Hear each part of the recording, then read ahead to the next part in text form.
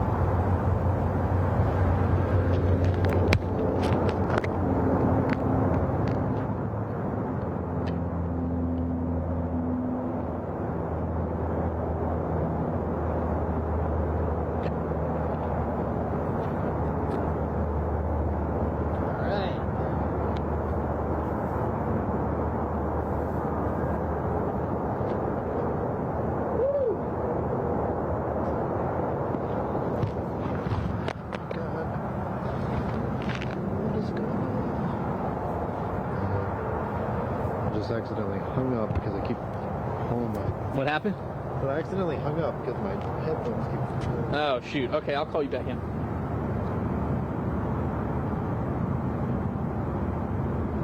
Mic check. Testing 1 2 3. Check, check, check.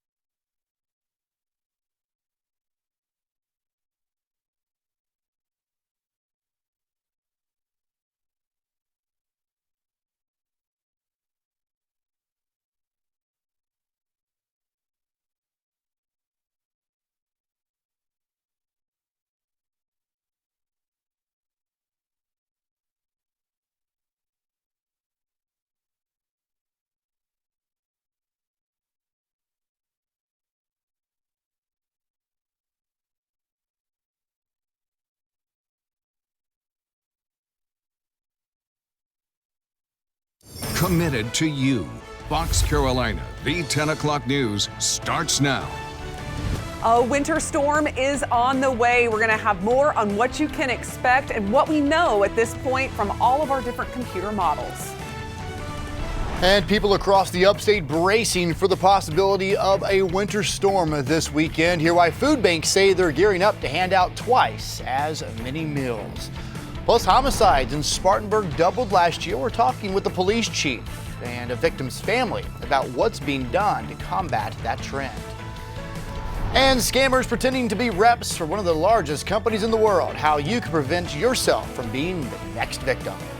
And of course, the big story for the rest of the week heading into the weekend is this forecast. It's the big question everyone's talking about: how much snow will we see? Of course, we have full coverage of this right here on Fox Carolina. We will throughout the weekend. Victoria Carmen joining us at home tonight. We also have Chief Meteorologist Kendra Kent. Over in the Weather Center, meteorologist Bob Trihey back with us tonight. He is also going to be teaming up with Kendra to give us all aspects of this storm. Kendra, we'll start with you. You can see behind you, it's what everybody's been watching, is really how this line is going to fall Saturday night into Sunday. Yeah, and you know, we don't have a snow totals map just yet. We're going to be holding off on that because we're waiting for everything to come together, because there's just honestly not enough consistency with the computer models yet. But there have been some trends that we've been following closely. One of those is to bring some wintry mix into the upstate. But right now, it looks like the 85 corridor will see a good bit of snowfall in it with that wintry mix. So we may just see kind of a three-part system for much of the 85 corridor with snow, then some sleet and freezing rain, and then potentially ending with a little bit of snow. Snow is likely up in the mountains. We're talking about a big snow. If all of this lines up, the computer models all agreeing on that Asheville, Hendersonville could see several inches, possibly even up to a foot of snow. But we'll be fine-tuning that forecast. And then farther south, a wintry mix looks more likely, but there's still a chance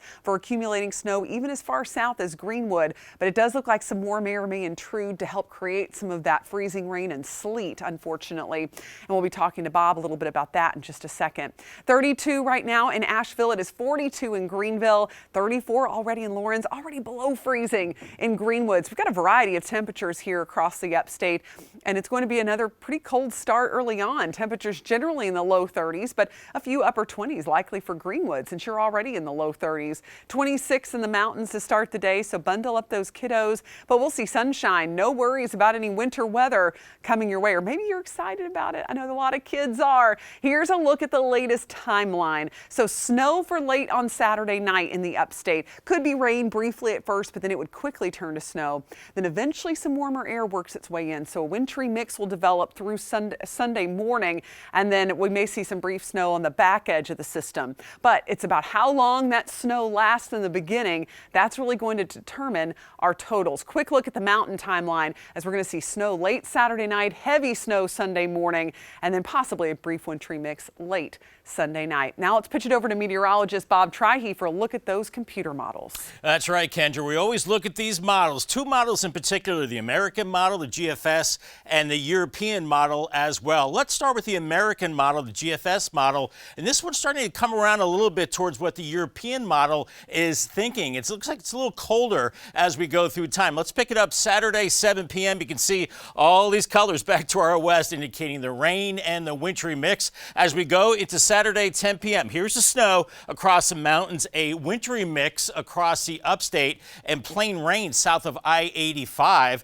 As we go into the overnight into Sunday morning, it looks like more of that snow into the mountains as low pressure is tracking to our south. Just where this low tracks really depends on what kind of precipitation we see and how much. As we go into Sunday afternoon, you can see how the American model has gotten colder with the snow in the mountains across the upstate, and we see the rain getting displaced to the south and east with a nice burst of snow into the evening, and then it looks like that snow winds down Monday morning. European model still cold and snowy. By 3 a.m. you can see that wintry mix building in with a nice shot of snow. Looks like the heaviest snow could be morning to midday across the upstate. And then look at this peach color building in. This is what has us concerned. That wintry mix of freezing rain and sleet and plain rain. And then it looks like cold air wraps in around this system as we go on into your Monday morning. I do want to talk about the winter precipitation, that profile in the atmosphere. We talk about this warm wedge. Now, I don't think this is a likely scenario where we see the snow and then just plain rain. I think more of a likely scenario would be the snow falling through this area of warm air and then freezing with temperatures below freezing at the surface as we go through time. And then we're looking at sleet, maybe slippery conditions with that wedge a little less pronounced. And then as far as the snow goes, I think this is more of the likely scenario for the mountains. The column, all cold, just plain snow for you. But this is going to be the scenario for the upstate. Freezing rain, ice, and sleet. We'll have more on that coming up in a little bit. In the meantime, make sure you scan that code on your TV. Get ahead of the storm and download the Fox Carolina app. Get all the latest information. We're going to have a lot of warnings and advisories across the upstate. So now's the time to scan that and download the winter weather updates. You can see the latest weather alerts and radar. It's also available as cell data even if you lose power. Cody? Bob, thanks so much. And all across the region, there are preparations going on right now. One of those, making sure the roads are ready, and of course, making sure local food banks give out food to those who might not be able to get out during the storm to get those meals. Of course, the elderly, veterans, and the less fortunate can be the most affected by these winter storms. So it's these jobs of the food banks to make sure those folks have enough food to get them through the storm. Matt Koufax got out. He talked to the Second Harvest Food Bank of Metro Lena. He is live outside the warehouse over in Williamston. So, Matt, what did you learn about their operations over the next few days? Cody, they are having a special food distribution event this Friday. That's in addition to some of the regular distributions, deliveries that they make to the people in their system. I was here in their warehouse earlier today at Second Harvest. They've got thousands of pounds of food. It is packed to the brim, and normally events like these are pretty standard. But as we've been mentioning, the potential for winter weather has caused them to try and step things up in a big way this week. Regardless of what we get, the threat alone will deter people from getting out. Donald Dickens with Second Harvest Food Bank in Anderson County says they're preparing for the most snow and hoping for the least. We're taking as much as we can. We're loading up our trucks. We're taking 3 truckloads to this one. He's talking about a mobile food distribution Friday ahead of what could be the most winter weather we've seen in a while, and it's forcing them to adapt. We've called an audible a little bit for this one, knowing that there will be some extended shut-in potentially. And just the cold weather alone, we're giving 40 pounds of produce to every family that's represented at the mobile. And then we're also doing a double supply of the dry food boxes. Now, all the boxes that you see behind me in this cooling unit, it's produce. It's going to be what's going out to families this Friday. And remember, it's double the normal amount because of this winter weather. Dickens says some of their neediest families have mobility and or transportation issues. The over 80 other agencies they work with in 5 upstate counties are already reporting more difficulties. They're seeing situations where the regulars can't come out. So they're trying to prepare for that as well to get them in advance. He says he anticipates this week they'll shell out a decent portion compared to the more than 120 million pounds of food they've given out over the past 16 months. The need is now. And we're wanting to supply food not just for now, but for the next week, week and a half, 2 weeks as well.